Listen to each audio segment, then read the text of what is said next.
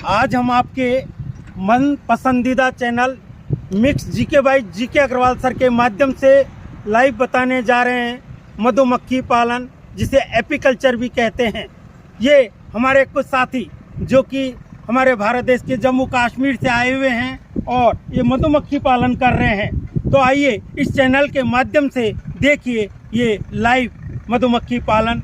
मैं सबसे पहले जानना चाहूँगा सर, आपका शुभ नाम क्या है? मेरा नाम आदिल है और मैं कश्मीर से। बिल्कुल, आपका सर? इम्तियाज़। बहुत अच्छा, आप कश्मीर से हैं। ये कार्य कब से कर रहे हैं? हम ये 4 साल से कर रहे हैं। बहुत अच्छा। इसमें आप कैसा महसूस कर रहे हैं? बहुत बढ़िया, बहुत अच्छा महसूस कर रहे हैं। ये रोजगार का बहुत अच्छा माध्यम है। रोजगार बहुत अच्छा चल रहा है। अच्छा, पूरा परिवार हम इससे चला रहे हैं। ये बताएं कि ये मधुमक्खी जो पालन है वो होता कैसे है, हमें थोड़ा विस्तार से इसके बारे में जानकारी देंगे? हाँ जी, आइए आप। ये मधुमक्खी का छत्ता होता है जी। पूरा एक बक्से में 10 छत्ते आते हैं। 10 छत्तों में से ये आप साइड का छत्ता ले लीजिए। इसको हम, ये देखिए, ये साइड का छत्ता होता है। इसको हम स्टोर फ्रेम बोलते हैं। पूरा इसमें सिर्फ शहद ही शहद होता है और इसमें सिर्फ शहद ही होता है और कुछ नहीं होता। ये साइड का फ्रेम हो गया। इसके बाद जो भी आगे फ्रेम आ जाएंगे, इसमें आपको ब्रूड फ्रेम मिल जाएगा, लैंग लार्वे फ्रेम मिल जाएगा और ऊपर जो कॉर्नर होते हैं, एक कॉर्नर में आपको शहद मिल जाएगा। जैसे वो साइड फ्रेम में शहद है, कॉर्नर में शहद मिल जाएगा। ये आपको ब्रूड मिल जाएगा।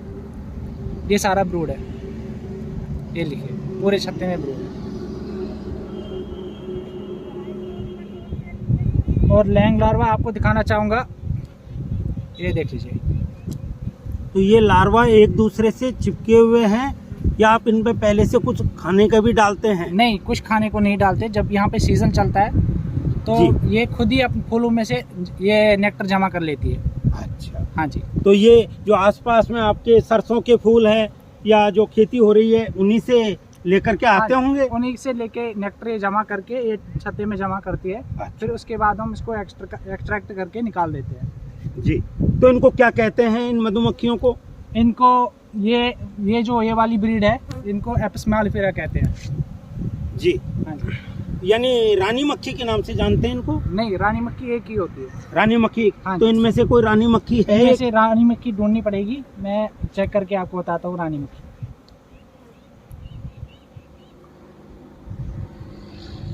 रानी मक्खी पूरे एक बक्से में एक ही होती है। एक वही है जो अंडे देती है, बाकी इनमें से कोई अंडे नहीं देगा। ये वाला जो है ये ड्रोन है। ये वाला जो है ये ड्रोन है। अच्छा, हाँ, इसी को रानी मक्खी कहते हैं? नहीं, ये ड्रोन है। जैसे रानी मक्खी फीमेल होती है, ये फिर मेल होता है। अच्छा, बहुत अच्छा। तो ये आपको काटने का भी इसमें बहुत खतरा रहता होगा? हाँ, काटती तो है। लेकिन आप ये जो बांध रखा है आपने, इसको क्या कहते हैं? इसको जो आपने कैप पहन रखी है? वेल कहते हैं। वेल कहते हैं जी।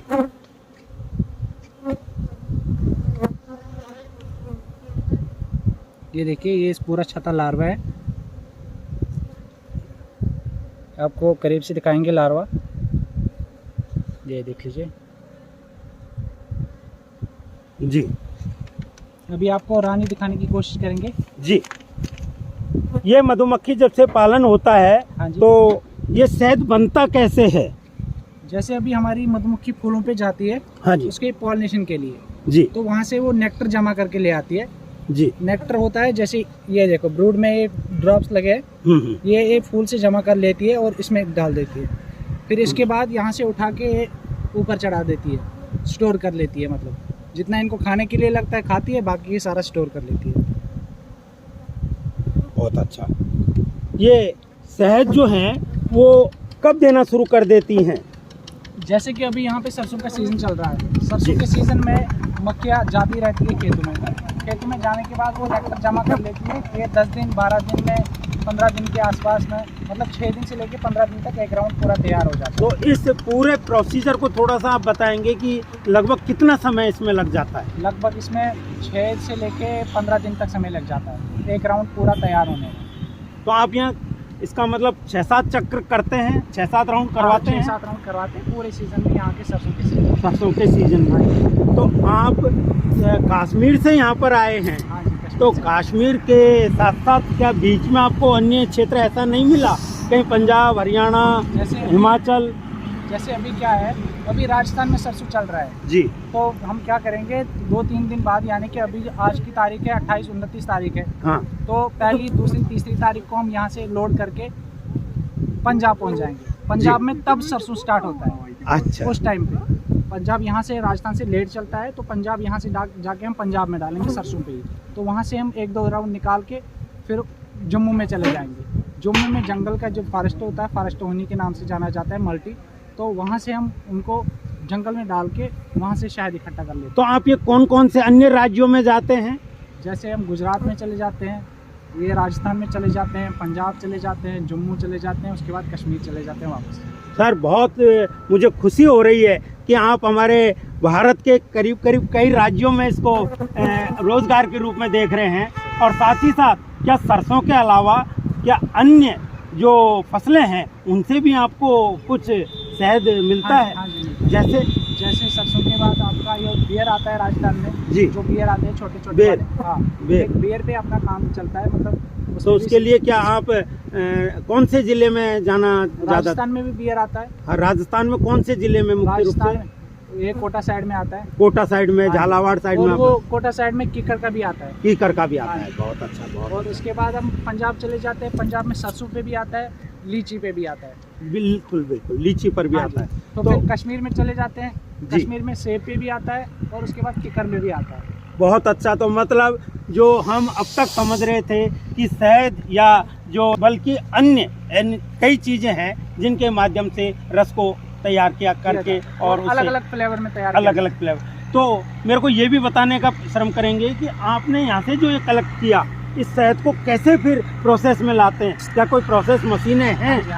एक्सट्रैक्शन मशीन आता है, एक एक्सट्रैक्शन मशीन आता है 6 से लेके 8 थोड़ी आवाज तेज। 6 से लेके 8 ट्रे वाली एक्सट्रैक्शन मशीन आती है। इसमें से हम छत्ते निकाल के, जैसे हमने ये छत्ता निकाला, इस छत्ते से हम पूरी मच्छी, जो मक्खी है, ये जाड़ के पूरी मच्छी साफ़ करके, मक्खी जो है पूरी साफ़ करके, हम इसको मशीन में डाल के पूरा घुमा के, मशीन घुमा के इसको शहद निकाल लेंगे। बहुत फिर अच्छा। छत्ते वापस इसमें डाल देंगे। हाँ, तो छत्ता भी वेस्ट नहीं होता, और ऊपर से हमारा शहद भी निकल जाता है आराम से। तो मैं ये भी जानना चाहूँगा इलियास जी कि शहद के अलावा अन्य जो उत्पाद हैं, क्या वो भी इससे संबंध रखते हैं? हाँ जी, हाँ। कौन कौन से ऐसे अन्य उत्पाद हैं, जैसे प्रोडक्ट्स हैं? शहद के अलावा हाँ। हमारे यहाँ से निकलता है पोलन। पोलन? हाँ, जो पोलन होता है वो प्रोटीन से भरपूर मात्रा में, मतलब उसमें भरपूर मात्रा की प्रोटीन होती है। और इसमें से निकलता है प्रोपलिस। प्रोपलिस आप समझते हैं, जो ये होता है, जो इस पे छत के ऊपर से लगता है ब्लैक कलर का, जो इसमें लगता है फ्रेम पे। अच्छा। हाँ, ये प्रोपलिस होता है, ये मतलब किसी को इंजरी होती है उसके काम आता है। और इसके अलावा जो सिटिंग होता है, मतलब इसका मधुमक्खी का डंक होता है, तो उसका वेनम हम यूज़ में लेते हैं, मतलब वेनम निकाल के, तो वेनम यूज़ में लेते हैं ट्रीटमेंट के लिए। जो कैंसर पेशेंट होते हैं, हाँ। या उसके अलावा ट्यूमर पेशेंट होते हैं, उनको थेरेपी के काम में आता है। तो आप यहीं पर निकाल लेते हैं या इनका भी कोई आप प्रोसेस उसका करते प्रोसेस हैं? होता है, उसका मशीन होता है जो इसके डब्बे पे ऊपर रखा जाता है। तो ये सब काम कहाँ ले जाकर करते हैं? ये सब काम हम पंजाब ले जाके करते हैं, सीजन वाइज करते हैं। जैसे छत्ते, पूरा ये जो छत्ता भर गया, पूरा बक्सा भर गया, उसके बाद में जितनी मक्खी है, इसमें बहुत सारी मक्खी है। करेंगे कि रानी मक्खी कौन सी है? ये देखिए, ये रानी मक्खी होती है। ये देखिए, ये जो इसकी- अकेले घूम रही है, ये अच्छा। रानी मक्खी है। पूरे छत्ते में एक यही मक्खी होती है जो अंडे देती है। जो अंडे देती है। हाँ, 10 और के ये 10 फ्रेम में छत्तों में ये अंडे देती है। और इनमें अन्य मक्खियों को क्या कहा जाता है? जो सारे मक्खी है, इनको वर्कर बीज कहा जाता है। जो ये शहद लाने का काम करती है, शहद लाने का काम करती है, मक्खी को खिलाने का काम करती है। ये जो बच्चे हैं, इनको पालन पोषण का काम करती है। और वो जो आपने बताया था ना, एक मास्टर मार्शल मक्खी, हाँ, उसका काम क्या होता है? उसका काम होता है, जो ड्रोन होता है उसका वो काम एक ही होता है। जब ये वर्जन होती है, जब नई रानी बनती है, तो इसके साथ संबंध बनाने का काम वो करता है। अच्छा। वो एक बार में इसके साथ संबंध बना के वो खुद मर जाता है।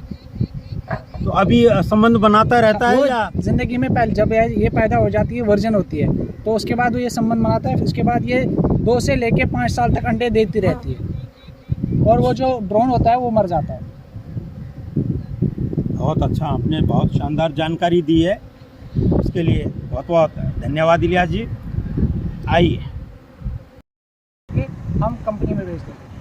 तो इसके अलावा क्या अन्य राज्यों में भी इस तरीके के प्रोसेस संयंत्र लगे हुए हैं, मशीनें लगी हुई हैं? हर अन्य राज्यों में इस तरह की मशीनें लगी हुई हैं। क्या राजस्थान में भी हैं? राजस्थान में भी कौन से जिले में आपको? राजस्थान में हम यहाँ पे भी लगा सकते हैं। हमको मशीन ऑर्डर करनी पड़ेगी, मशीन लगानी पड़ेगी इधर ही, तो वो खुद ही उसको स्टोर करके एक जगह पे। तो ये कार्य क्या आप सीधे रूप में करते हैं या इसमें भी एजेंट के माध्यम से करते हम हैं? सीधे रूप से करते हैं, हम खुद की अपनी मशीन लगा के इसमें करते तो इस रोजगार में कुल कितने व्यक्ति अभी तक आपके लगे हुए हैं? जैसे हमारा जो ये एक फार्म है, 100 बक्सों का एक फार्म है, तो जी। ये 1 पर्सन का है, एक व्यक्ति का? हाँ, एक व्यक्ति का ही सारा फार्म है। हमारा जो ये 5-6 बंदे लगे हुए हैं, तो 6 बंदों में से 6 का अलग फार्म है। तो सारे जब इसका काम होता है तो 6 बंदे हेल्प करने आ जाते हैं, तो दूसरे का काम लगेगा तो सारे बंदे उधर चले तो आपको प्रतिदिन औसतन कितना रोजगार इससे मिल जाता है? प्रतिदिन औसतन तो वैसे नहीं बोल सकते कितना होता है, पर हम जैसे एक्सट्रैक्ट होता है कितना शहद, उसकी मात्रा के हिसाब से बता सकते हैं। लगभग साल भर में आपका औसतन कितना इससे आपको प्राप्त हो जाता है प्रति व्यक्ति? साल भर में 100 बक्स का हो जाएगा, लगभग 5 लाख के आसपास में। 5 लाख के आसपास में। तो ऑन एन एवरेज लगभग आपको पूरा खर्चा अर्चा निकाल करके 30 से 40 हज़ार रुपये महीने की बचत हो जाती है। हाँ जी, हाँ जी। तो इससे आपके परिवार का खर्चा चल जाता है। क्या सरकार के द्वारा भी क्या आपको कोई अनुदान दिया जाता है? सरकार के द्वारा हमें कोई अनुदान नहीं दिया जाता है, पर सरकार के ऊपर से भी मतलब अगर कभी रेट कम हो जाता है शहर का, तो सरकार की तरफ से कोई भी हेल्प नहीं मिल जाता है उसको। कोई समर्थन मूल्य भी इसका तय किया गया है? इसका कोई मूल्य अभी तक तय नहीं किया गया। जो 2001 में रेट था इसका अभी तक शहद का, वो अभी 2022 में सेम रेट है। अभी क्या भाव चल रहा है? अभी जब मस्टर्ड का रेट चल रहा है 80 रुपये। हाँ, तो ये 2021 में भी 80 रुपये था और 2022-23 चल रहा है तो अब भी 80 तो क्या आप जो सेब से तैयार करवाते हैं या अन्य से तैयार करवाते हैं, जैसा आपने बताया बेर वगैरह से भी होता है ना, और आपने अभी बताया कि अन्य प्रकार के जो लीची वगैरह हैं यूपी में उनसे भी तैयार होता है, तो क्या वो भी यही भाव बिकता है? नहीं, जो किकर का कश्मीर का किकर है वो 300 प्लस बिकता है पर केजी। हाँ जी। और ये सबसे ज़्यादा जो सस्ता भाव जाता है वो राजस्थान का, मतलब जो ये मस्टर्ड का होनी है, इसका मतलब सरकार की तरफ से हमें कोई भी सपोर्ट हेल्प, कोई भी रेट में कहीं पे भी कुछ भी हेल्प नहीं मिल पा रहा है। कुछ भी नहीं मिल पा रहा। आपको वहाँ की राज्य सरकार भी कोई इसमें हेल्प नहीं कर रही है? नहीं कर रही। तो आप कितने पढ़े लिखे हैं? हम सब ने कोई ना कोई यहाँ पे ग्रेजुएशन कर रखा है, कोई मतलब MA कर रखा है, AA कर रखा है, तो कोई होटल मैनेजमेंट पूरा 4 साल का मतलब कोर्स करके रखा है, मतलब सारे वेल एजुकेटेड है। तो वहाँ से आप कितने दिन के लिए यहाँ पर आते हैं? हम 6-7 महीने के लिए आते हैं। तो और 6-7 महीने यहीं पर रह करके आप ये देखिए साथियों, दोस्तों, कितना कठिन है इन मधुमक्खियों के बीच में, जहाँ डंक भी मार सकती हैं और कई प्रकार की समस्याओं से ग्रसित भी होना पड़ता है, लेकिन पेट एक रोजगार के लिए आप सब यहाँ पर हैं और कश्मीर से आकर के इतना भयंकर काम कर रहे हैं अपने पेट के लिए और लोगों के लिए, कि वो जो एंटीवेनम भी बनाते हैं, इनको मधुमक्खियों से जो प्रोटीन युक्त और चीज़ें भी तैयार करते हैं, जैसा बता रहे हैं मोम भी तैयार करते हैं, धागे को मजबूत करने के लिए वो उस मोम को भी काम में लिया जाता है। साथ ही साथ अन्य प्रकार के रोग प्रतिरोधक क्षमता वाली चीज़ें भी ये तैयार करते हैं। और देख रहे हैं हम कि कितना मुश्किल होता है एक एक मधुमक्खी से बचकर के इस काम को करना, लेकिन जान हथेली पर लगा करके भी ये सब के लोगों के लिए शहद तैयार करते हैं। हम इनके लिए बहुत बहुत धन्यवाद देना चाहेंगे और अंत में इनसे कहेंगे कि ये अपने व्यवसाय को लगातार जारी रखें और निश्चित रूप से एक न एक दिन आपको हमारे सरकार की तरफ से भी कुछ न कुछ आपको मदद मिलेगी, ऐसा मेरा मानना है। आपका बहुत बहुत धन्यवाद इलियास जी कि आपने अपना अमूल्य समय हमारे लिए दिया, उसके लिए बहुत बहुत धन्यवाद सर। और मैं यही कहूँगा कि ये जो आप साथियों देख रहे हो, दोस्तों देख रहे हो, ये लाइव वीडियो जो कि बहुत ही मुश्किल से बनाया जा रहा है, इन मधुमक्खियों के बीच में बनाया जा रहा है, जहाँ काटे जाने की बहुत ज़्यादा संभावना है, लेकिन फिर भी हमारा उद्देश्य है कि सही ज्ञान को, सही जानकारी को आप तक हम पहुंचाएं। आपने धैर्यपूर्वक इसको सुना, उसके लिए बहुत बहुत धन्यवाद एवं आभार।